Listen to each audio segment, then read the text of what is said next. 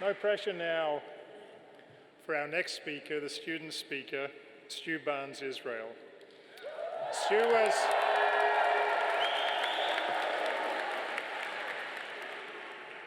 Stu was selected, as you can hear, by acclaim by his peers, and I gather that the number one criterion was for being an all-around great person. Originally from the heartland, from Indiana, a graduate of Butler University. Before Wharton, he served for 7 years in the US Army, 3 of those years overseas.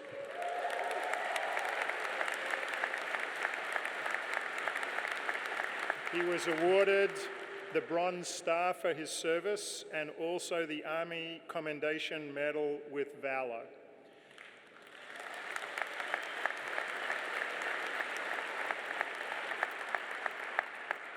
At Wharton, he's thrown himself into student life with great involvement in the Public Policy Club and a fantastic group, the Wharton 22s. He's leaving here for a job at McKinsey in Chicago. Please join me in welcoming Stu.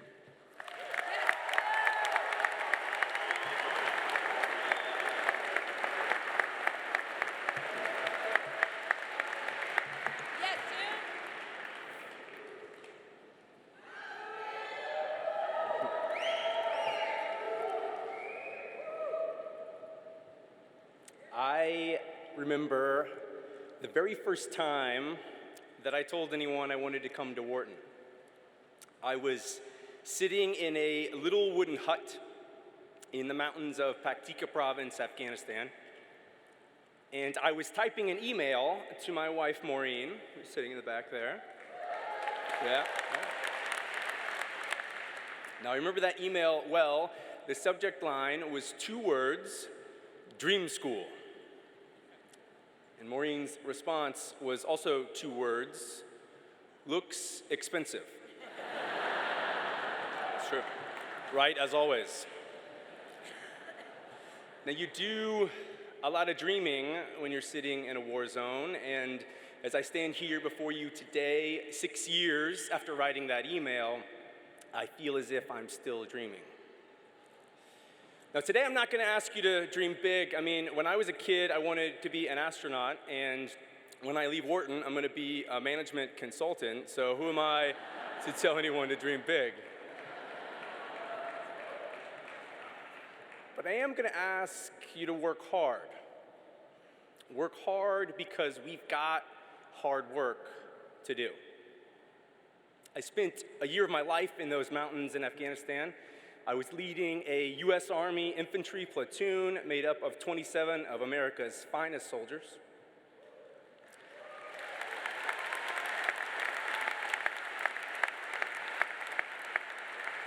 That year molded much of who I am today. It taught me about purpose. And those 27 soldiers remain some of the most important people in my life today. They taught me about sacrifice. And just weeks ago, I had a stark reminder of purpose and of sacrifice. It was spring break here at Wharton, and I was off in some far-flung exotic destination. If you know Wharton students, then during spring break, your Instagram feed will basically look like a National Geographic magazine.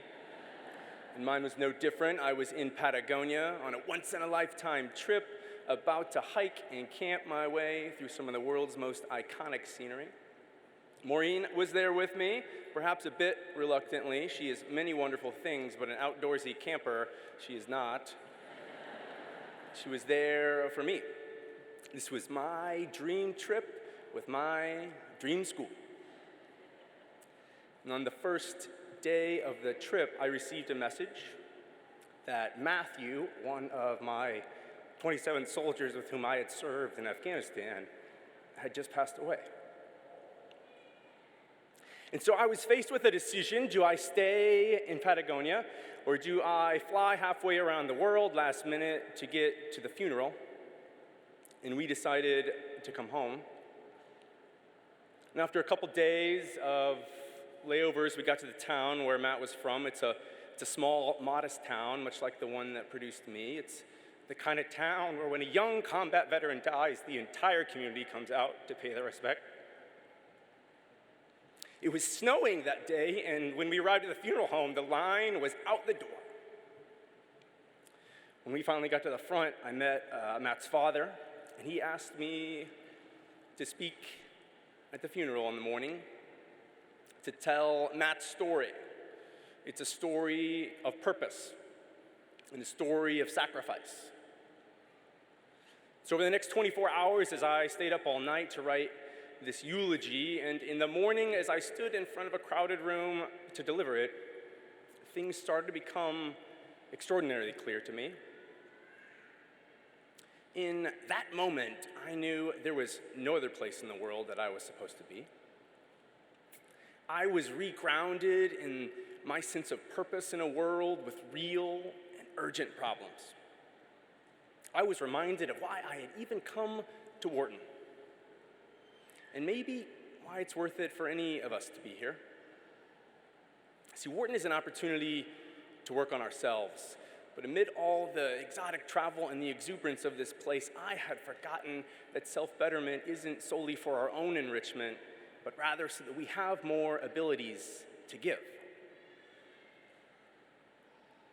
See, Wharton is an opportunity to gain knowledge and skills and empowerment from the world's best professors and peers, and then take that knowledge out into the world to solve the unsolvable, to challenge the status quo, to comfort the afflicted, and sometimes to afflict the comfortable.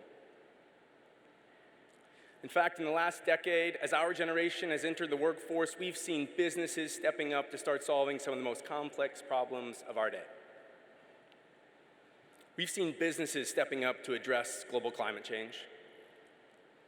We've seen businesses stepping up to solve veterans' issues.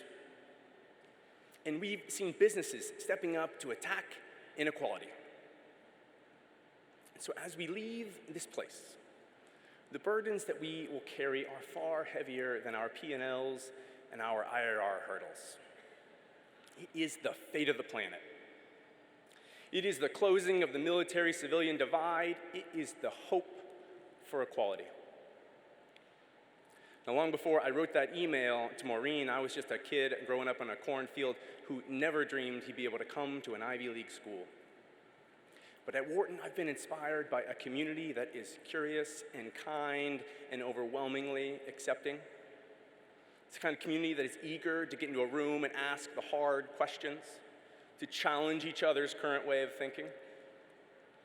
Now, honestly, you might have to lure us there with a whole bunch of Shake Shack burgers. That usually works best. And we're probably going to be running a few minutes late, which is, let me do that. But this community will show up with humble hearts and with open minds. In my hut in Afghanistan, there was a quote etched on the wall. It said, "Adversity reveals genius. Prosperity conceals it." It's a truth I think about often. See, we are not at our best when we're sipping mimosas on the beach. We are at our best when we're fighting for our lives. We are at our finest in the passionate pursuit of a cause that is righteous and just and bigger than we are. And so my wish for us today is not prosperity, but adversity. Not comfort, but sacrifice. Not an easy life, but a purposeful one. Because the world needs your genius now. Now, because someday our grandchildren will want to live on a planet that is not falling apart. Now, because there's a generation of veterans in this country who are suffering in the shadows and need to know we haven't forgotten them. And now, because there are millions of children coming behind us who someday want to join a workforce that is fair and full of opportunity, despite their gender, and despite the color of their skin, and despite how much money their parents have.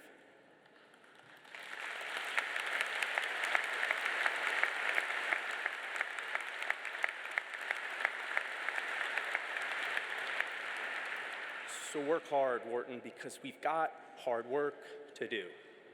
And after 2 years, if not a lifetime of extraordinary growth and opportunity, the world deserves your genius and not just our prosperity.